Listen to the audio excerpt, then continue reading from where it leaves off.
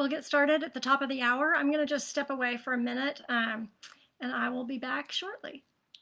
Welcome. We're glad you're here. This is the Gospel of Mark Bible study on Thursdays. Normally with Sandy, the rector, today with your pastoral intern from Church of the Holy Communion, Sarah Cowan. I'll be right back.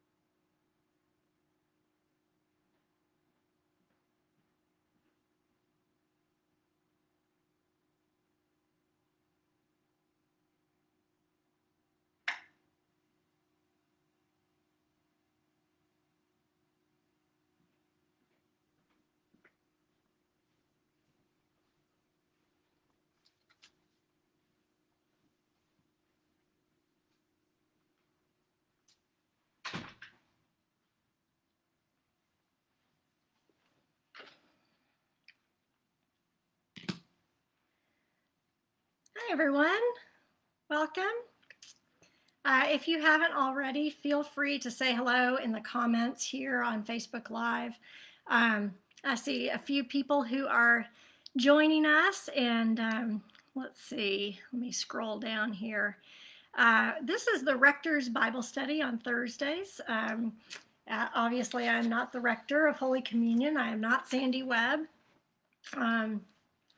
I am Sarah Cowan. I'm the pastoral intern for Church of the Holy Communion here in Memphis. I am actually not in Memphis. I am in Alexandria, Virginia. I'm working remotely for the parish as I finish up my senior year at seminary. So I'm so glad to be here with you, and nice to see some familiar names and some names that I hope to get to know too. I will be back in Memphis for a couple weeks, excuse me, in mid-July. So we'll be joining. And yes, let's see what it is. Penny says it's a beautiful day for indoor Bible study. Glad to know that. I bet it's really humid in Memphis. It is not as steamy, Emily, in Virginia as it probably is there. Tomorrow's going to be a scorcher, 96, high of 96, but we've had a really beautiful June, and we don't have quite as much humidity as Memphis does, at least not right now. We probably will a little bit later in the summer, but for now I'm enjoying June and first part of July. All right, well, we are continuing with the Gospel of Mark. Didn't even have this marked here, so Matthew, Mark. And Sandy finished, he just got into chapter 4. So we're going to turn to chapter 4 in the Gospel of Mark. Again, let's see. If you are just joining us, feel free to say hello in the comments or identify yourself. You don't have to, but it'd be nice to know if you're here joining us. And as I said, for a few of you, I see just a few more faces, or not faces. I can't see your faces, but a few more people joining. So I will just repeat that I am Sarah Cowan, the pastoral intern for Church of the Holy Communion, and I'm filling in for Sandy, who's taking some much-deserved vacation time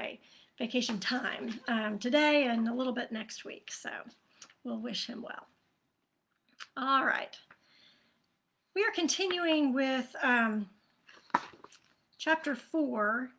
Sandy got us through the parable of the sower, which should be well known to many of you, I'm sure. He talked a little bit about the purpose of parables, because there is a section here in Mark that talks about the purpose of the parables, why Jesus tells parables. And Sandy's point last week was that often we can find ourselves in a parable, and sometimes it's not necessarily exactly where you might think. So as you see different roles or different characters in a parable, you might picture yourself first as one character or in one role, and then picture yourself in another character or another role, and try that on and see what happens when you picture yourself in a variety of roles. So that was one of the insights that Sandy shared with us last week. Now we're turning to chapter 4, right at verse 21, where Jesus is talking about putting a lamp under a bushel basket. So let's read that. First of all, a bushel basket, probably a handmade basket, but something that could carry about 2 gallons. Not water per se, obviously in a basket, but maybe grain. And so picture a basket that might be able to hold 2 gallons worth of dry material. And that's what a bushel basket is. So if you've ever wondered what a bushel basket looks like, I'm sure they had lots of different looks, but could hold about 2 gallons. He said to them, "Is a lamp brought in to be put under a bushel basket, or under the bed, and not on the lampstand?" In other words, there is typically in a Jewish home a stand where the lamp might be in the center of the room, or somewhere where we can have the light of this little tiny oil lamp. And perhaps you've seen clay lamps from that time period, from ancient times. You wouldn't take that lit lamp and put a bushel basket over it or put it under the bed. You would put it on the lampstand. "For there is nothing hidden except to be disclosed, nor is anything secret except to come to light. Let anyone with ears to hear listen." A famous phrase from Jesus. We saw that earlier when he was talking about the parable of the sower. "And he said to them, pay attention to what you hear. The measure you give will be the measure you get, and still more will be given you. For to those who have, more will be given. And from those who have nothing, even what they have will be taken away." So here we are in the midst of this passage, talking about receiving and disclosing, even in the midst of a mystery. We've talked a little bit about how there seems to be some mystery and secret. Scholars call this the messianic secret of that's pretty typical in Mark, where Jesus keeps sort of saying,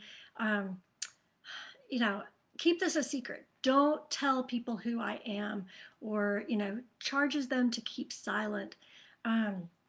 So there's a sense that there's a little bit of a secret in this gospel. Excuse me. And then we have some common words that we hear several times. Words like lamp and light and hear and more and given. So we're sort of playing with this idea of things that are in full view. Of course, you would never hide a lamp. That doesn't make any sense. What a silly idea. And my HarperCollins Study Bible here has a note that think about the lamp being a common image in the Old Testament.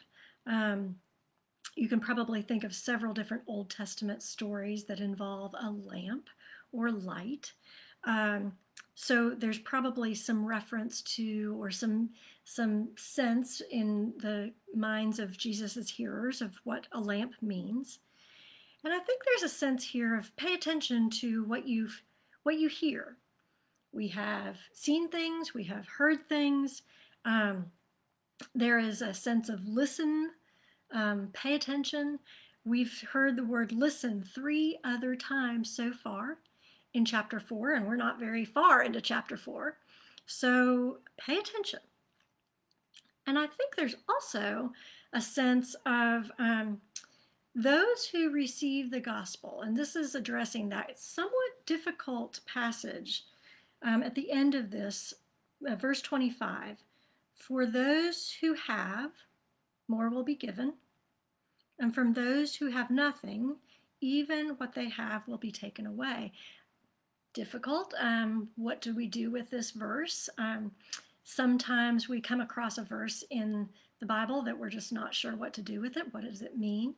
I would suggest that there's a sense here in light of paying attention that those who receive the gospel, who receive that grain that falls on the path that Jesus was talking about just earlier in this chapter, they gain more and more.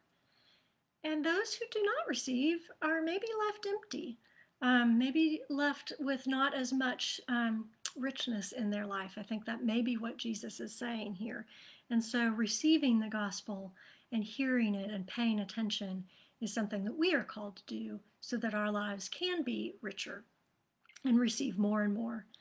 My HarperCollins Study Bible also says that there is a similar saying in the book of Esdras, and I don't think I have the full, I have the verse, I don't have the chapter. Hang on.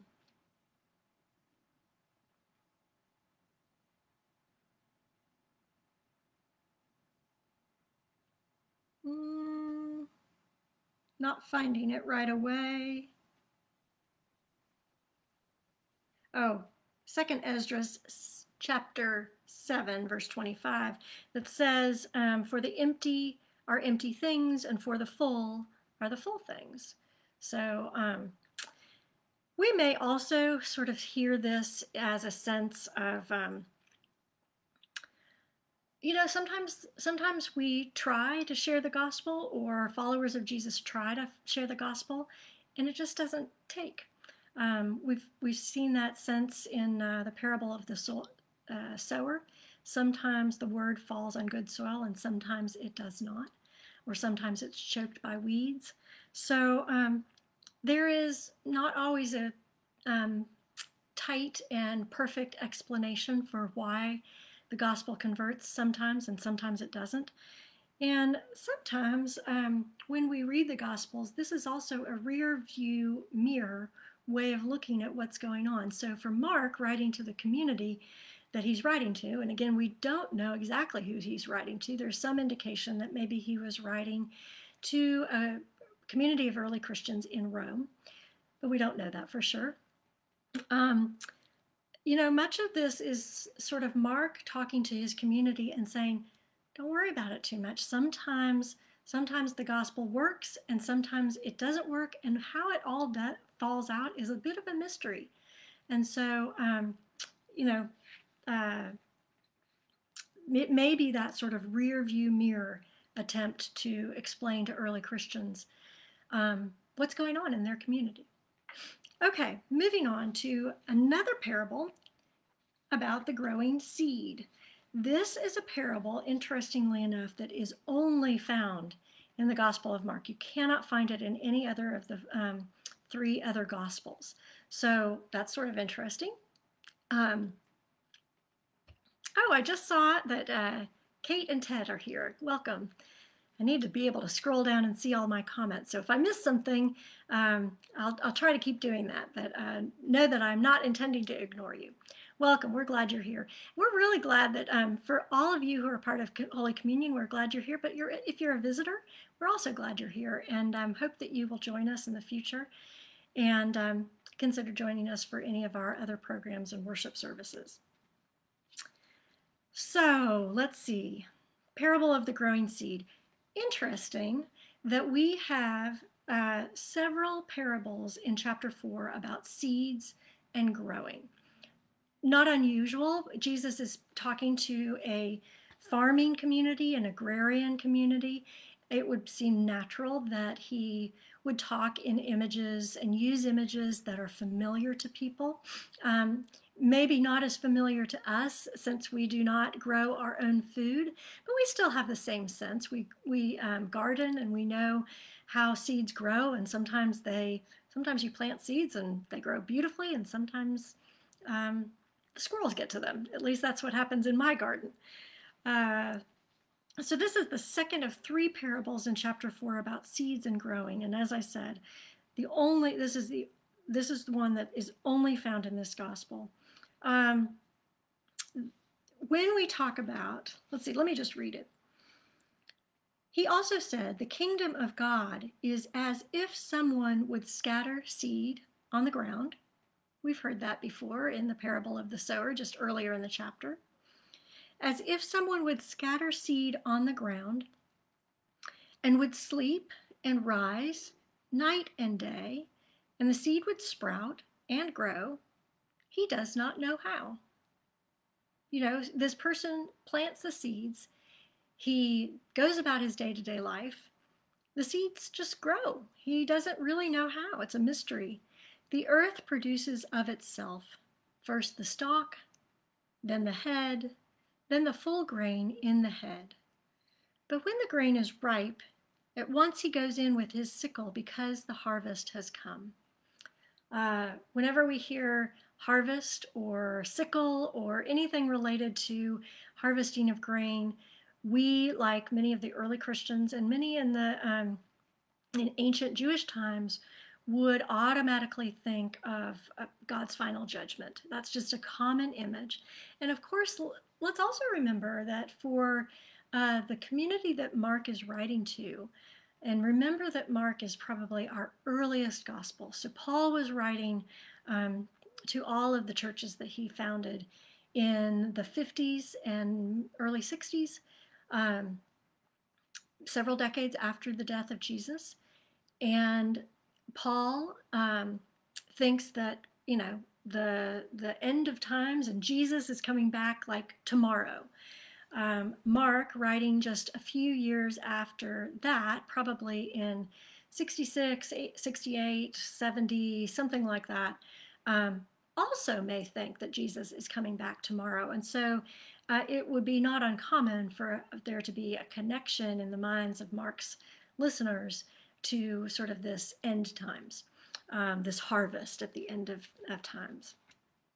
But I think what's interesting for us now, because we do know, and early Christians came to the realization that perhaps this idea that Jesus is coming back tomorrow, we have to think differently about that. And so we think differently about that in our modern times, and often think that Jesus, there is both a future time that Jesus will come back and set all things right, and there is a time now where Jesus is present in our hearts and our communities, and that Jesus is here now among us. And so we can take this idea in this passage of the kingdom of God. In another way, we can say we, like the man who plants the grain, are not totally sure how this all happens.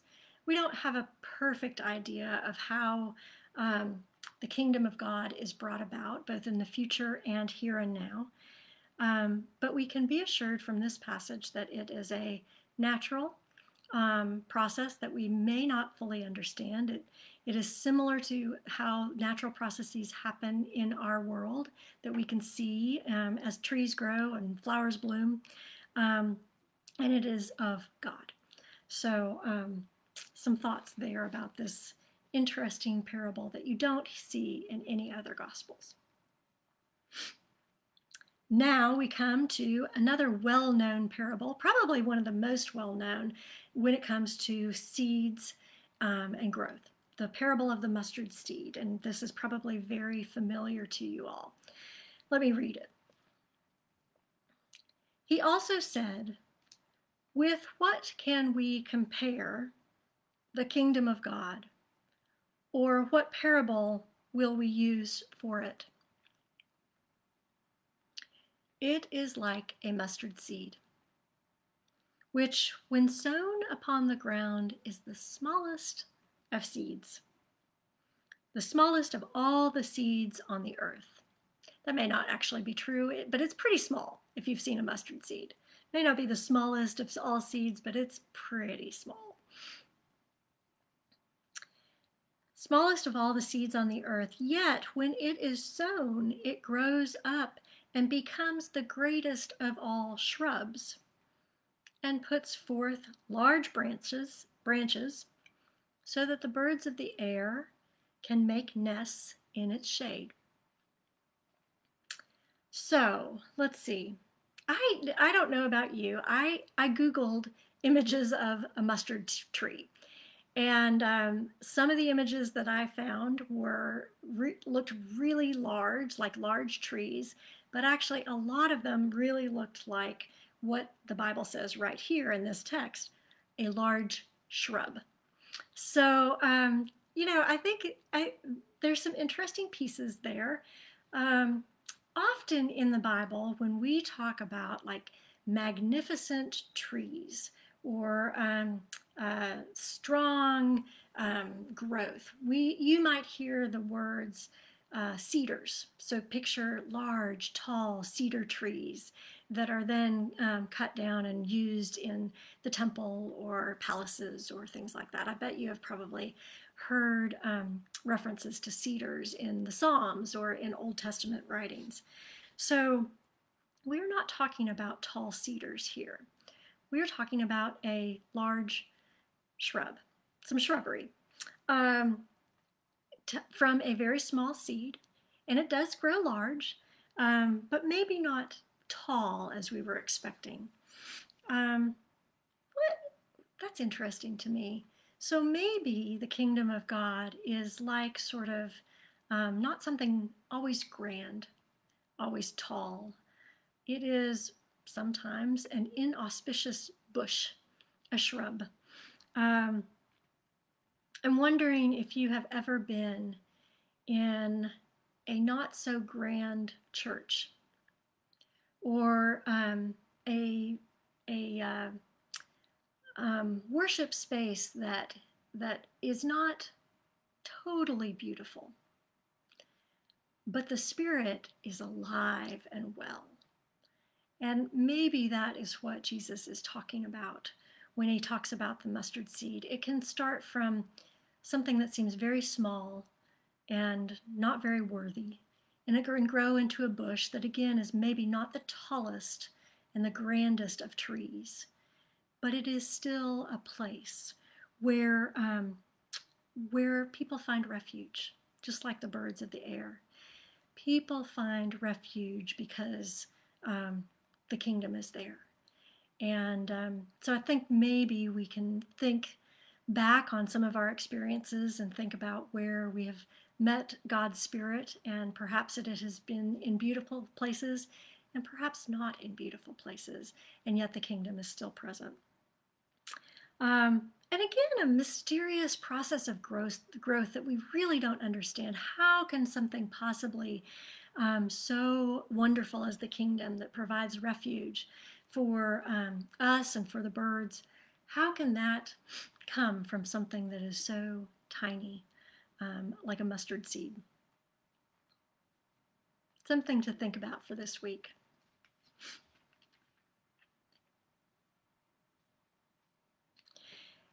And then last but not least, in chapter 4, verse 33, there's another little summary. There's several of these little summaries. He tells a parable or there's a story, and then there's a couple sentences to sort of summarize or move us into the next thing.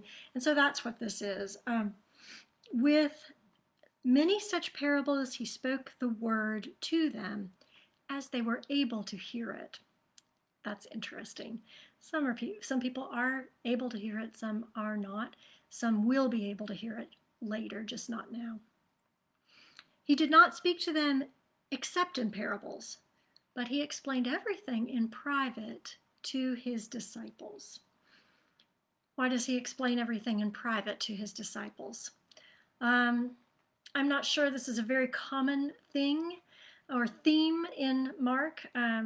Often there is this sense that people are not understanding, and especially those stupid disciples just don't get it.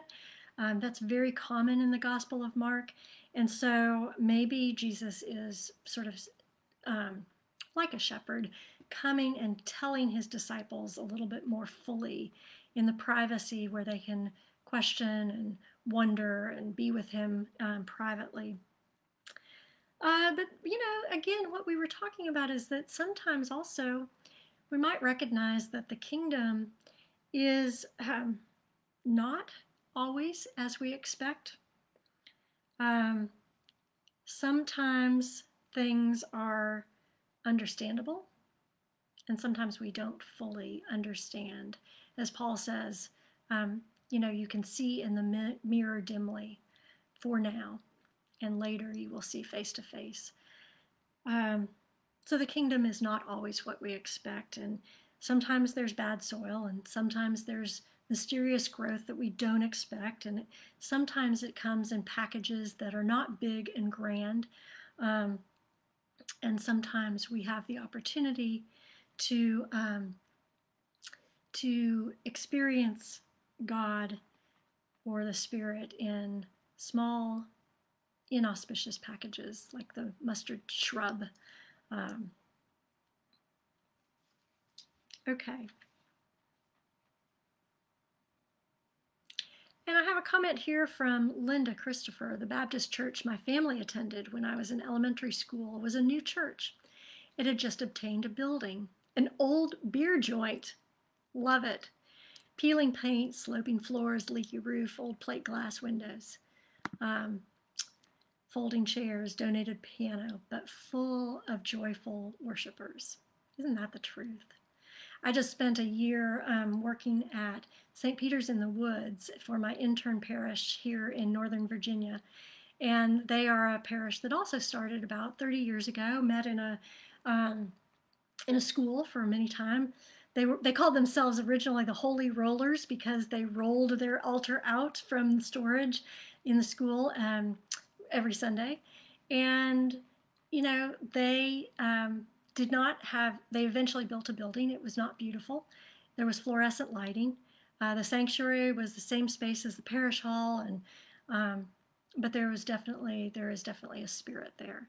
So we might think about all of those places. We can meet God in grand places and beautiful places, and we can meet God in not so grand places. So thank you, Linda, for sharing that. And feel free for anybody else to share your thoughts as well as we continue on. Okay, Jesus stills a storm. I am at chapter 4, verse 35. Let's note that this is the first story among several that involve the sea. And as Sandy had said, and I think Robert Kiles was on this call several weeks ago, the Sea of Galilee is not actually an ocean. You probably already know that. Think more a large lake. It's about the same size as Pickwick Lake, to give you a sense of how big it is. So, but you know, there are many stories that happen around water, both in the Old Testament and the New Testament. Water is a very important symbol. And so we'll continue investigating that, but note that this is one of the first times that we hear a story about the sea. Verse 35, on that day, when evening had come, he said to them, let us go across to the other side. That is the other side of the lake. You know, they are on one side, and he says, let's go travel. Let's get in a boat. Let's travel across the lake to the other side. And leaving the crowd behind, they took him with them in the boat. Remember, he's with fishermen, so somehow they must have had access to their boats. Just as he was. Other boats were with him. I think this is interesting. I never thought about other boats being around in the sea when when this story happens.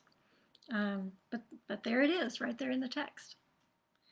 A great windstorm arose, and the waves beat into the boat, so that the boat was already being swamped. But he, Jesus, he was in the stern, asleep on the cushion. He must have been very tired. If you can imagine what it might have been for Jesus to teach, and all the crowds pushing on him, and the power that it might have taken to do all this healing, and the compassion.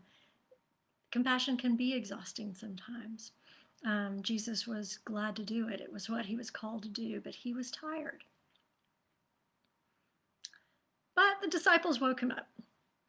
He was in the stern, asleep on the cushion, and they, the disciples, woke him up and said to him, "Teacher, do you not care that we are perishing?" How is that for, have you ever, this is an example of immense passive aggression. Don't you even care that we are dying here, Jesus? You're just asleep. You're not paying any attention to us.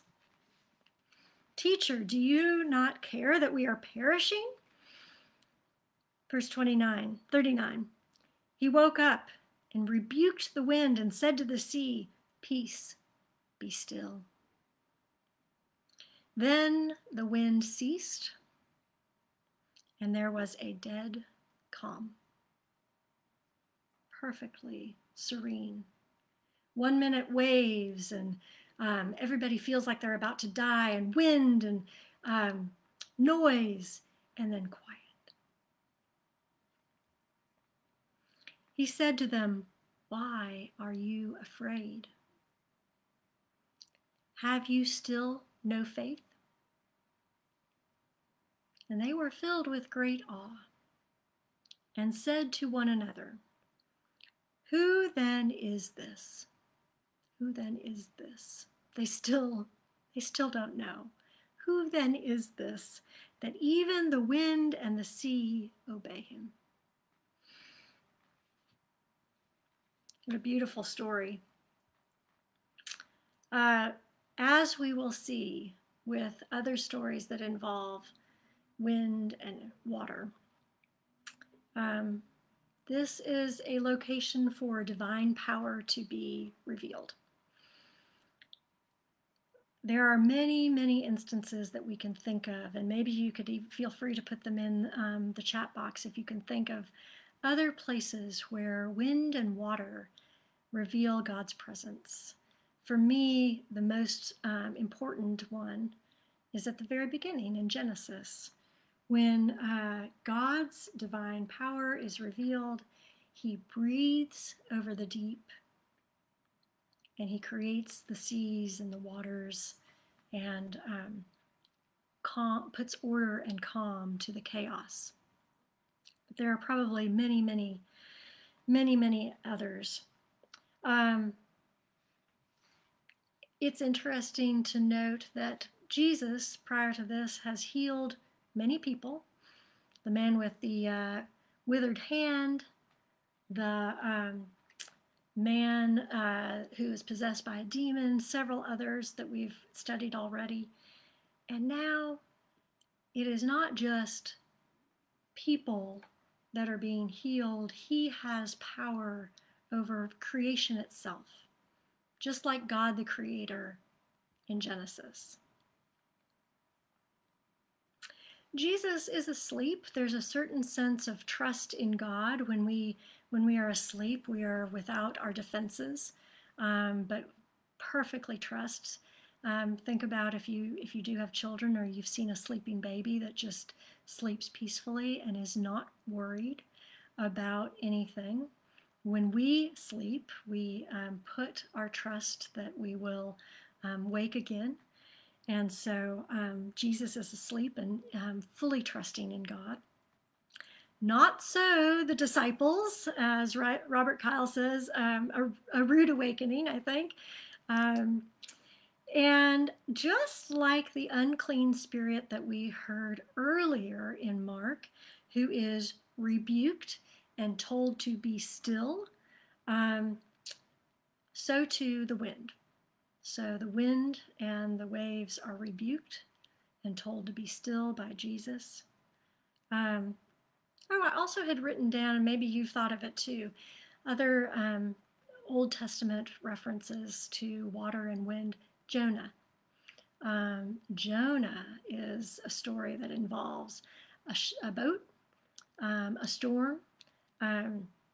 Jonah is not like Jesus, trusting and putting himself in God's hands. In fact, he is running away from God and gets on a boat to try to run away from God and not do what God has asked him to do. So the fear and the faith of the disciples is interesting. One way we can look at this is the sense that the disciples are so fearful that they forget to even call upon God. They are scrambling and they get angry and they are just, can't believe that Jesus isn't doing anything quickly and that he's just sleeping. And they forget to even pray to God, to call upon God. And perhaps that is why Jesus says to them, have you still no faith? My HarperCollins study Bible also uses the word cowardly for the disciples. This idea of afraid, as Jesus suggests, could actually have a connotation of cowardly. Why are you somewhat cowardly. And so that's another connotation that you might play with.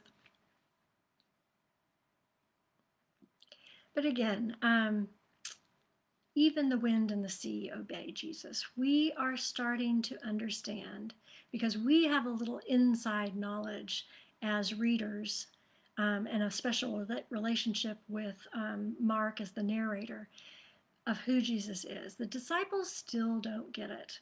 And you'll see that throughout the rest of this gospel, that they are still in the dark. Trying, but not very successfully. But we, however, are given some inside scoop.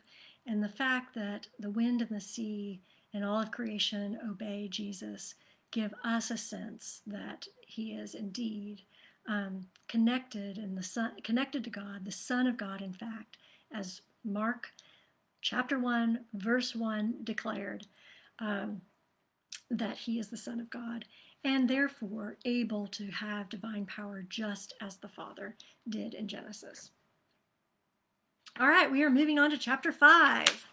Maybe we will finish chapter 5. I am not sure. We will see how far we get. Any questions at this point that I can answer? Feel free to put them in the chat box. And if you do that, I will just say, as we move into chapter 5, a little commentary about the fact that Mark gets some geography wrong again. We saw this earlier, and again, we don't know too much about who Mark was. He may have been the John Mark that is referenced in the Acts of the Apostles, and he may have been somebody who was a Greek speaker writing to early Christians in Rome, maybe with absolutely no knowledge of the geography. But what is interesting is that he talks about the healing of the Gerasene demoniac, the person who is possessed by demons and lives in Gerasene. And Gerasene is actually 30 miles away from any water. So when we read the story and we hear about the demons that are cast into the swine, and the swine go careening down a cliff into the sea, that really couldn't have happened if it is located in Gerasene. So he got some geography mixed up, and it may be that it was just the wrong name, or that who knows. So a little bit of his history that gets a little bit wrong, and we now can recognize that. Doesn't change the theological meaning of the story. Just helps us to realize that these are actual historical documents that we are looking at, and snippets of manuscripts that are pieced together to give us the entire gospel. Okay, chapter 5, verse 1. They came to the other side of the sea, to the country of the Gerasenes. And when he, Jesus, had stepped out of the boat, immediately, again, everything in Mark happens immediately. So he doesn't take one step out of the boat until he is immediately met by a man out of the tombs with an unclean spirit, met him. The tombs are places that are considered unclean, a place for social outcasts, and if he has a unclean spirit, he is also a social outcast. Of course, knowing that, as we do, that probably in ancient times, unclean spirits were another way of making sense of somebody who possibly had mental illness. People didn't understand mental illness at that point, but so the common explanation was to say that he was possessed by a demon or unclean spirits or things like that. So this person is, by any stretch of the imagination, not part of regular society. Chapter 3, he lived among the tombs, this man, and no one could restrain him any more, even with a chain. For he had often been restrained with shackles and chains, but the chains he wrenched apart. and the shackles he broke in pieces, and no one had the strength to subdue him. Um, so he is, you get the sense that he has been a menace to society in some ways, that people have responded by trying to chain him up and restrain him, and he has broken away from that. So probably in this community that he is in, there is a lot of brokenness. There is no attempt to bring him into the community, and he is unable to be part of the community, which and all of this Jesus steps into as he steps out of the boat.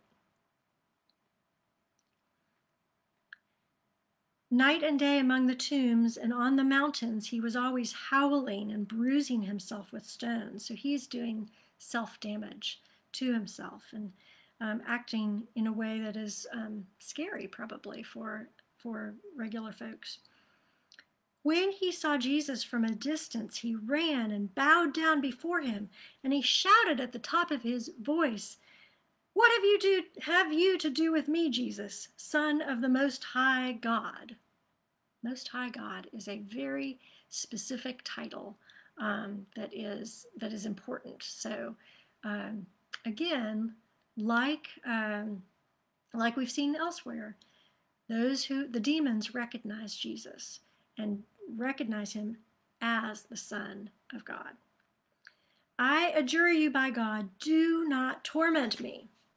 For he had said to him, "Come out of the man, you unclean spirit." So Jesus had said, come out, and the demoniac responds.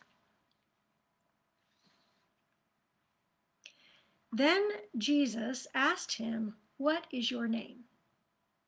He replied, "My name is Legion, for we are many." A legion, you may see this in some of your notes of on your scripture that you're following along with. A legion was a Roman group of soldiers, probably about 6,000 soldiers. And so it's a sense that he is not just possessed of one demon, he is possessed by many. He is very, very ill because he has so many spirits that are bombarding him.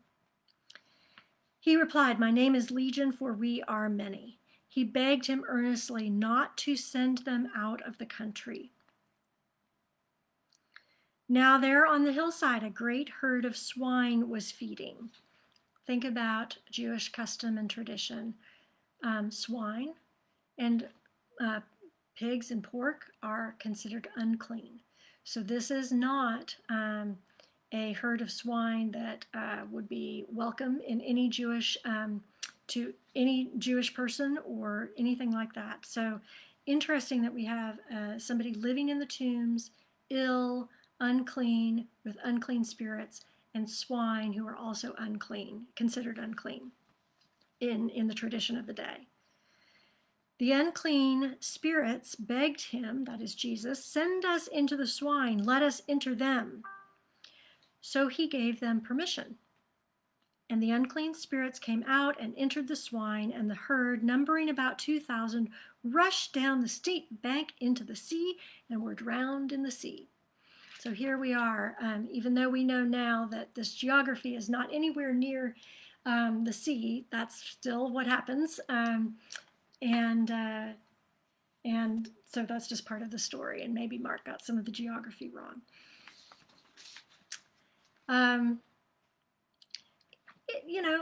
Everybody is bowing down in front of Jesus. The unclean spirits particularly recognize him.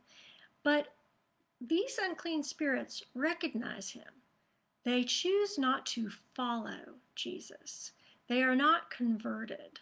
They are still in opposition. So they recognize, they name Jesus, but they do not follow, and they are still in opposition. I think this might be something to ponder and to think about for the coming week. I do want to say that confessing Jesus as who you follow and as your Lord and who is Jesus. Jesus as Lord is has a very strong theological tradition. Early Christians confessed Jesus as Lord, and that was a very political statement to make because Caesar was king and Caesar was Lord, and nobody else was supposed to be Lord.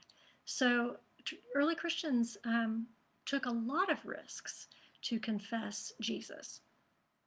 There is a very strong theological tradition, but I'm also wondering if you've ever found yourself in conversation with someone who confesses Jesus and believes in Jesus, but the actions of that person don't actually seem to follow Jesus's ways.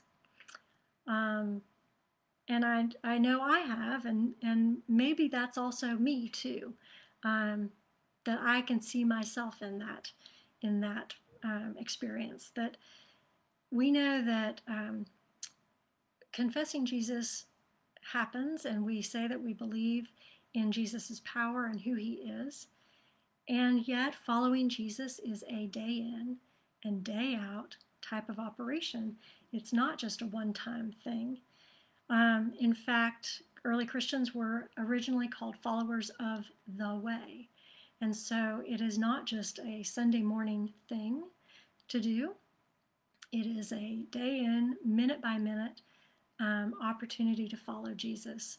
And that is something for us to remember. Let's see what happens after the unclean spirits are cast out and drowned. Carol says, we are all sinners fallen short, indeed. Yes. And we follow Jesus on the way, and we stumble sometimes, and we still follow. We still are called to follow, and Jesus leads us. So I'm at chapter 5, verse 14. The swineherds ran off. Okay, so somehow there were swineherds also around for this herd of swine, and told it to the city and in the country. Told it in the city and in the country. Then people came to see what it was that had happened. What in the world is going on? They came to Jesus and saw the demoniac, that is, the person who had been possessed, sitting there, clothed and in his right mind, the very man who had had the legion. And what happens? They were afraid. So here are townsfolk who know this possessed man, this person who's mentally ill, the demoniac. He has not been clothed. He has been living in the tombs, unclothed, unrestrained, and here he is, better, healed, sitting, clothed, conversing, and they are scared. There is a miracle in their midst, and their reaction is to be scared. Interesting. Those who had seen what had happened to the demoniac and to the swine reported it. Then they began to beg Jesus to leave their neighborhood. As he was getting into the boat, the man who had been possessed by demons begged him that he might be with him. There's a lot of begging here in this story. The unclean spirits beg Jesus to not destroy them and to let them go into the swine. The neighbors beg Jesus to leave, and the man who's been healed begs Jesus that he might go with him. But Jesus refused and said to him, the demoniac who is healed, go home to your friends and tell them how much the Lord has done for you and what mercy he has shown you. And he went away and began to proclaim in the Decapolis how much Jesus had done for him, and everyone was amazed. Okay, There is a lot of, how do we make sense of this? Sometimes people are scared of the power of Jesus and the power of God. These townspeople were afraid. The disciples are afraid. We just saw that in the as they were in the boat. The disciples were afraid and called to Jesus. These folks are afraid and they just want Jesus to leave. Can we take a lesson from that? Sometimes Jesus is almost a little too much for us. Thank you very much. And we just want to be left alone. And yet, Jesus brings healing to those who most need it, who are most oppressed. And so we have to pay attention to that. Jesus is not secret now. He wants this healed man to go home. And isn't it interesting that Jesus suggests that this man cannot follow him and come with him right now? He needs to go home. There is more work to do. There is more work to do. And note that Jesus says that this man should go home to his friends. This man had been living alone, naked, without any family. And now Jesus suggests that he has friends to go home to, and that his job is to share the good news with those friends. So he is healed. He is restored to a community. Isn't that just the gospel in action? And he is told to go tell, to proclaim. And not only that, he is told to go proclaim, and he does proclaim in the Decapolis. Deca, polis, 10 cities, most of those, and since that is not a Hebrew word, Decapolis is not Hebrew, we can probably guess that there were many Gentiles, probably a sizable Jewish community as well, but many Gentiles in the Decapolis, the 10 cities that is in that area across the Sea of Galilee. And so here Jesus says, your job is to go share it with your community. I'm watching the time, and we have a major section to get through, and we're going to try to do it. We may go just a smidge over, but this is one of my favorite passages in all the Gospels, and it is in several Gospels, but let's read about it in Mark. This is if you remember a couple weeks ago, I said the Markan sandwich. The formal scholarly term for it is intercalation. It's where we have one story, and then that story is interrupted by another story, and then the original story gets continued and finished. So you have the two breads of one story and the meat of another story, and that there may be some relationship to those two stories. Kate Church, I just saw her comment, I think we're all afraid of what God expects of us. Yes, sometimes it is a tall order, isn't it? And we know that God is with us on the way as we face some of those difficult aspects of following Jesus. Thank you, Kate. So we're about to eat a Markan sandwich. As I said last time, I hope you're hungry. This is a girl is restored to life, and the center story, the middle story, is a woman is healed. Let's read this.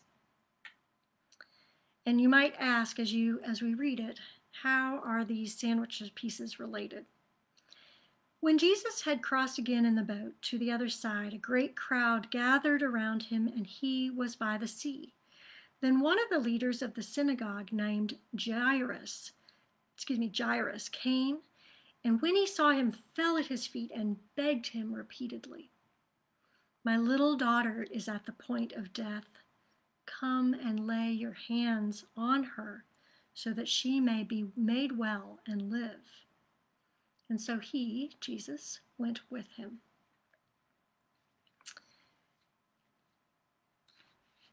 Notice when we read both of these passages. Well, let me say this. I'll say that in just a second. There's a couple key pieces that cross over between these two stories in the sandwich. Jairus is a prominent person. He is a leader of the synagogue. And just as we've seen before, where the unclean spirits fall at his feet, fall at Jesus's feet, and people are begging Jesus to do this or that, so too Jairus, a prominent leader, now falls at Jesus's feet and begs him to come heal his precious child. Interesting that it is a child, and a girl child at that too. The story that we're about to read about the woman healed and this young girl lets us know that Jesus is interested in those who don't often have very much attention paid to them. Children, women. There's a sense that there's a focus on the suffering of girls and women. The child is 12, that we will hear about later. This little girl who is sick, she is 12. And the woman who is suffering, that we will meet in just a minute, has been suffering for 12 years. Both receive restoration through physical contact with Jesus. When Jairus says, come lay your hands on her so that she may be made well, literally that word is saved. So he is wanting her to save, he wants her to be saved and to live. There are probably implications and references that we can make and early Christians made about being saved and living eternal life there. Let's keep going.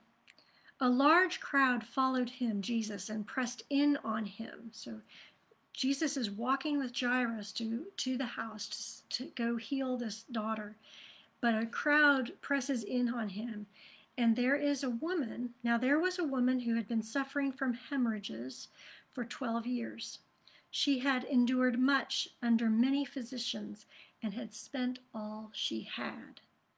And she was no better, but only grew worse. There is an economic cost here that is named to her illness.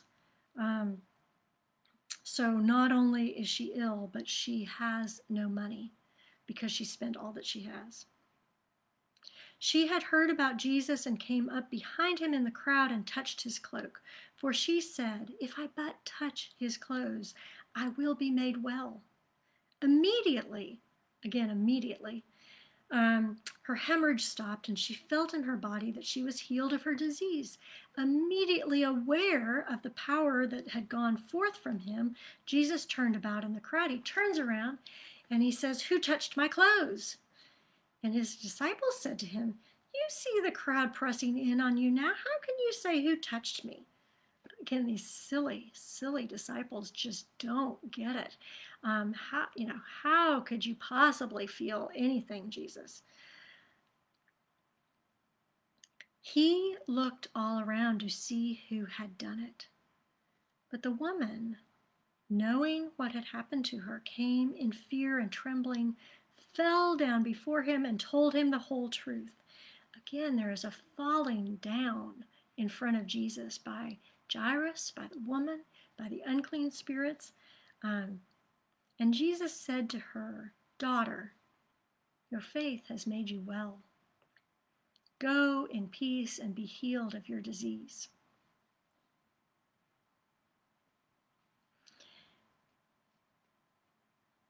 I referenced when I taught a couple weeks ago the scholar who is at Vanderbilt, who is Jewish and a New Testament scholar, Amy Jill Levine.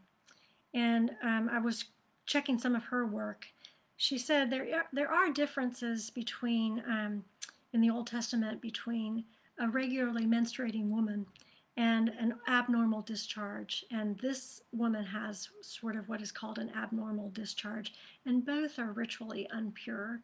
But that is actually never mentioned in the text. That is sort of the connotation that we might know, or that Mark's readers might know, but it's actually never mentioned.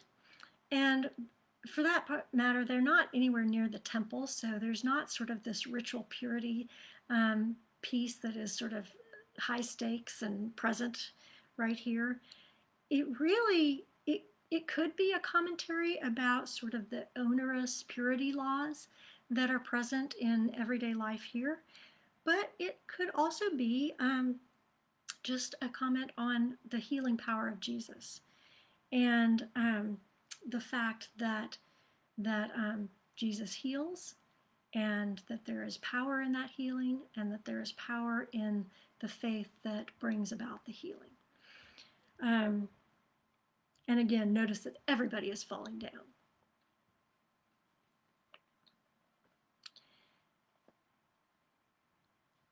I think we may close right there. And I will be back next week, so I will be able to put the bread on top of this sandwich. And I'm mindful of the time and mindful that we are heading into a holiday weekend, so I wish you the very, very best and hope that you have a little bit of rest and relaxation as we remember all that is going on in our world, all the lessons that we can gather from Mark's Gospel. And I hope that maybe there are a few things that you can ponder over this long weekend and in the coming week. I will be back next Thursday, and we will finish up this Markan sandwich. So come hungry.